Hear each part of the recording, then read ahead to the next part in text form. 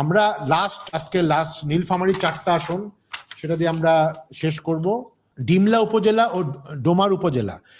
ডিমলা উপজেলায় অধ্যক্ষ আব্দুস সাত্তার জেলা জামায়াতের আমির ও উত্তরাঞ্চলের উনি বেশ পপুলার একজন বক্তা, ইসলামিক বক্তা, এবং এখানে তারেক রহমানের এখানে কিছু ইকুয়েশন আছে। তারেক রহমানের খালাতো ভাই প্রকৌশলী শাহরিন ইসলাম চৌধুরী এই আসনে গণসংযোগ চালিয়ে যাচ্ছিলেন অনেকদিন এবং দুইবার ইনি আসনে প্রার্থী হয়েছিলেন, কিন্তু পরে বিএনপি জোট সঙ্গী মৌলানা মঞ্জুরুল ইসলামকে আসনটি ছেড়ে দেয় আগে, বাট বিএনপি সাংগঠনিক সমর্থন পাচ্ছেন না মৌলানা মোহাম্মদ মঞ্জুরুল ইসলাম। এখানে এটাকে উনি বলে জামাতের প্রার্থী না, উনি মোস্ট প্রবাবলি জমিয়তের মহাসচিব আফিন্দি ভাই। হ্যাঁ, উনি এখানে জমিয়তের প্রার্থী। আর এখানে কম্পিট হবে আসলে, এখানে কোনো ধানের শীষ নেই, তো এখানে ধানের শীষের দাঁড়িপাল্লার সাথে ফাইট হবে খেজুর গাছের। এটা আপনি কি মনে হচ্ছে রাজীব? আমার কাছে মনে হচ্ছে যে এই আসনটা জামাতকে গিফট করা হয়েছে, মানে প্রতিযোগিতা না, জামাতকে গিফট করা হয়েছে আসনটা। তো আফিন্দি সাহেবের সঙ্গে তো বিএনপির কেউ, আফিন্দি সাহেবের সঙ্গে বিএনপির কেউই নাই।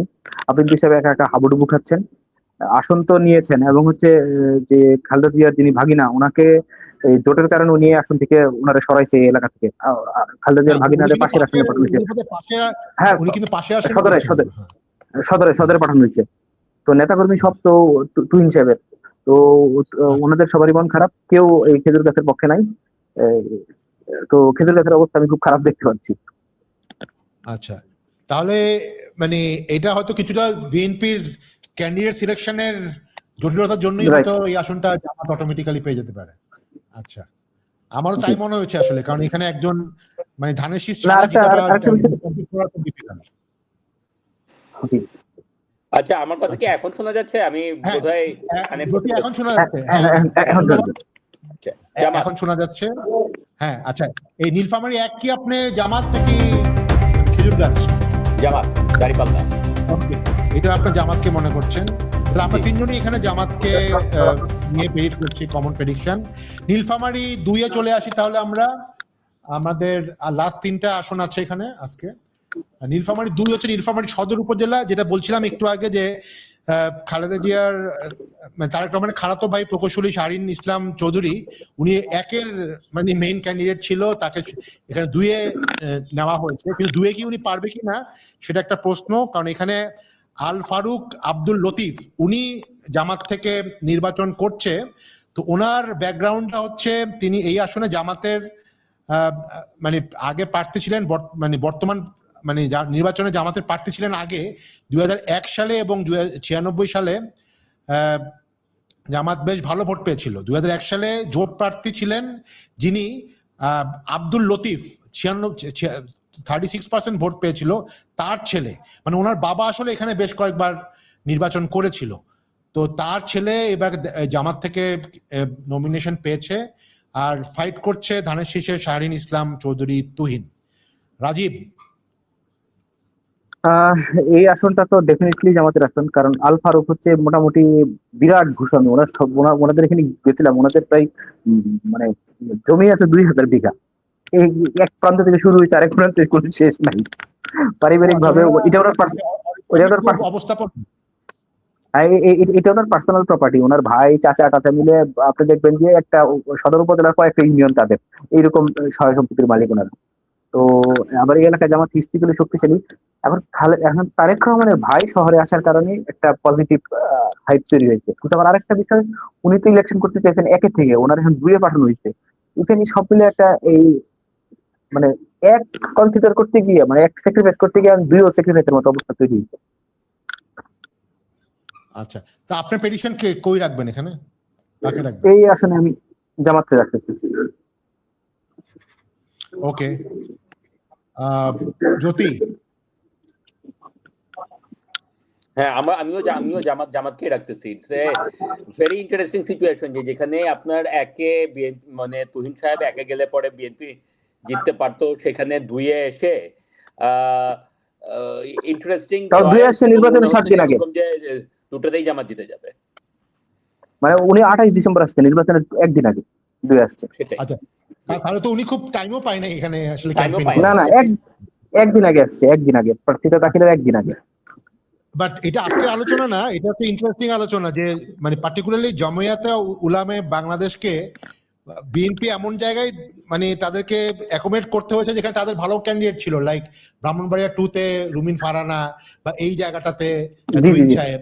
তো এটা দিয়ে আসলে বিএনপি স্ট্র্যাটেজিক অ্যাডভান্টেজ কি হলো সেটা আসলে আমি খুব শিওর না, মানে এই পার্টিকুলারলি এই ক্যান্ডিডেট এই পার্টির সাথে। না না না না না এনিওয়ে, দরকার ছিল, কারণ নাহলে পুরো তার সঙ্গে তো কোনো ইসলামপন্থী দল নাই, কমিপন্থী কোনো দল নাই, একটা দল তো লাগবে, নইলে তো কমি ফতোয়া সব এইদিকে আসবে, বিপক্ষে আসবে। তখনও তো ইসলামী আন্দোলন হাত পাখাতো তখনও জামাতকে ছাড়ে নাই, মানে এটা যখন মানে ইয়ে করা হয়েছে আর কি। হ্যাঁ, মানে বিএনপি যখন এই 4টা আসন জমিয়তকে ছাড়লো তখনও কিন্তু আপনার ইসলামী আন্দোলন জামাতের সাথে ছিল। কাজে রাজীব যেটা বললো যে ওইটা একটা ক্যালকুলেশন ছিল, তো হয়তো হিসাবটা ছিল যে ঠিক আছে আমাকে মানে ওভারঅল ইসলামিক ভোট ইয়ে করতে হবে, তার জন্য 2-3টা সিট স্যাক্রিফাইস করা, মানে ইটস এ টাফ কল। কিন্তু এই মুহূর্তে মনে হচ্ছে আর কি যে মানে 2টা সিটি জামাতে 1-2-3 ওকে। এবং হয়তো ব্রাহ্মণবাড়িয়া 2ও যে মনে হয় না যে তাদের এই ক্যান্ডিডেট পাওয়ার সম্ভাবনা আছে আর কি, মানে জমিয়তের ক্যান্ডিডেট আর কি। হ্যাঁ, এনিওয়ে, তো আমরা সেটা পরে আলোচনা করব আরেকদিন। নীলফামারী 3-এ আসি আমরা। নীলফামারী 3 হচ্ছে জলঢাকা উপজেলা, এখানে জামায়াত বরাবরই শক্তিশালী। এই আসনে জামাত পরপর 2বার জয়ী হয়েছিল, 96 এবং 2000 সালে। হ্যাঁ, এটা জামাতের আসন এই আলোচনা আমরা সামনে আগাই, 4 আগাই, 4 মজা আছে। আচ্ছা, আমরা তাহলে মানে এটা এতই শক্তিশালী যে এখানে আলোচনা করার সময় নষ্ট করে লাভ নাই। রাজীব বলছে যেমন লালমনিরহাট 3 আমরা আলাপ করলাম না, লালমনিরহাট 3 আসাদুল্লাহ দুলু উনি ওনার আসন, এটা তার আলাপ করে লাভ নাই। আচ্ছা, আমরা একটু শেষ করে এটাও নিই। এরকম। আমরা জ্যোতিরটা একটু শেষ জামাত শুনে নিই। জামাত জামাত জামাত, তাই না? ঠিক আছে, এখানে সব নাম্বার বলছে বা অ্যানালাইজ বলছে জামাতের এটা কনফার্ম সিট। তাহলে আমরা এরপরে তাহলে আমরা 3জনই একমত হলাম এখানে। আমাদের আজকের লাস্ট সিট যেটা নীলফামারী 4, মানে সৈয়দপুর উপজেলা এবং কিশোরগঞ্জ উপজেলা। 2001 সালে এখানে বিএনপি জিতে আমজাদ হোসেন সরকার। জামাত 91 সালে 13% ভোট পায়, 96 সালে 10%। কিন্তু এখানেও আসলে মানে এই স্বতন্ত্র প্রার্থীর ইস্যু চলে আসছে। বিএনপির বিদ্রোহী স্বতন্ত্র প্রার্থী 2001 সালে বিএনপির প্রার্থী আমজাদ হোসেন সরকারের ছেলে রিয়াদ আরফান সরকার, যিনি আসলে বিএনপির মানে আগে জিতেছিল, তাকে এবারে নমিনেশন দেওয়া হয়নি। উনি কিন্তু আবার সৈয়দপুর উপজেলার মানে উপজেলা পরিষদে আওয়ামী লীগের প্রার্থীকেও হারিয়ে ফেলেছিল। তো তাকে সম্প্রতি বিএনপি থেকে বহিষ্কার করা হয়েছে।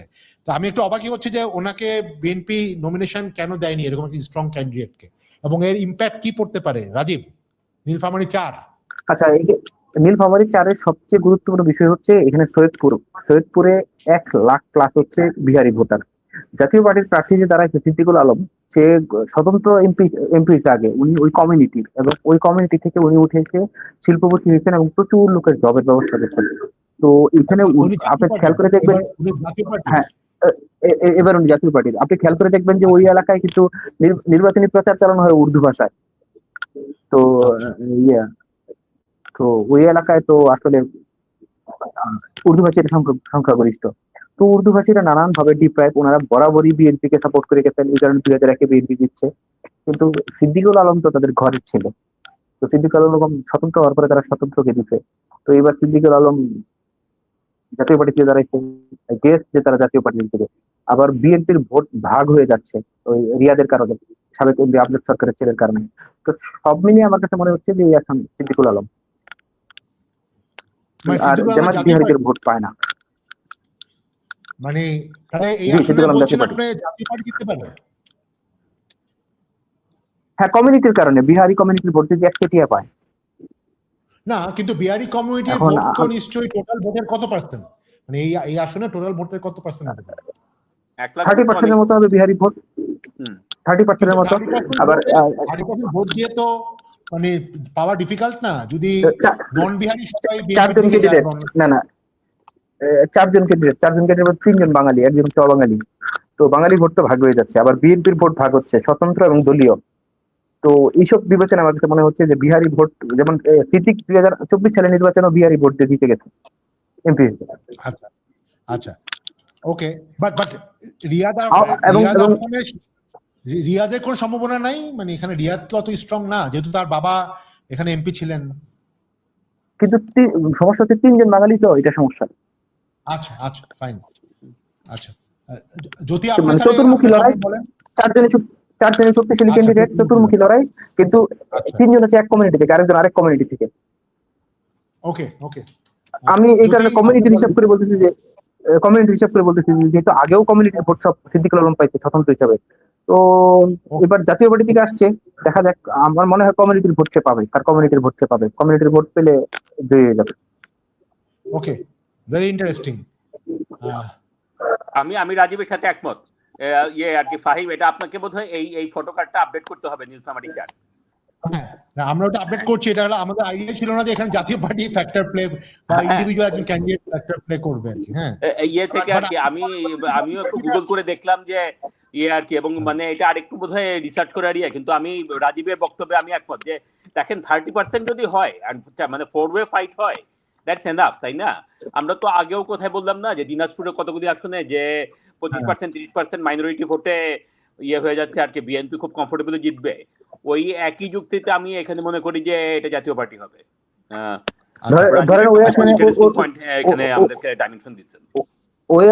বিএনপি আমাদের প্রার্থী যে নির্বাচনী প্রচার চালাচ্ছে সেটা ক্যাম্পেইন করতেছে উর্দু ভাষায়, বিহারি কমিউনিটির উপর হিট করার জন্য, যে আমরা তোমাদের বাইরে না, আমরা বাঙালি অবাঙালি সব এক। এখন আরেকজন হচ্ছে কমিউনিটির লোক।